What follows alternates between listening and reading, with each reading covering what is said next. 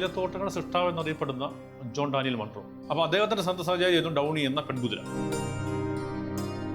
ഡൗണിയെ പിന്നെ ദേവാലയത്തിൽ സംസ്കരിക്കണം അദ്ദേഹം ആഗ്രഹം പറഞ്ഞു. ഡൗണിയുടെ കലരോട് ചേർന്ന് വേണം തന്നെ സംസ്കരിക്കണമെന്ന് അദ്ദേഹത്തിന്റെ അന്ത്യ അഭിലാഷമായിരുന്നു. ഞാനിപ്പോ ഒരു സെമിത്തേരിയിലാണ് കേട്ടോ. ഒരു കുതിരയെ കൂടി അടക്കം ചെയ്ത സെമിത്തേരിയാണിത്. അറിയാം ഈ വിശേഷങ്ങൾ ഹെറിറ്റേജ് വൈസിലൂടെ. മറക്കാതെ കാണുക നിങ്ങളുടെ സ്വന്തം ദൂരദർശനിൽ.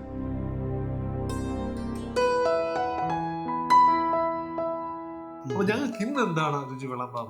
വെജിറ്റബിൾ കൊണ്ട് മീൻകറി ഉണ്ടാക്കുക. ഓഹോ, അപ്പം മീനില്ലാത്ത മീൻകറി അല്ലേ?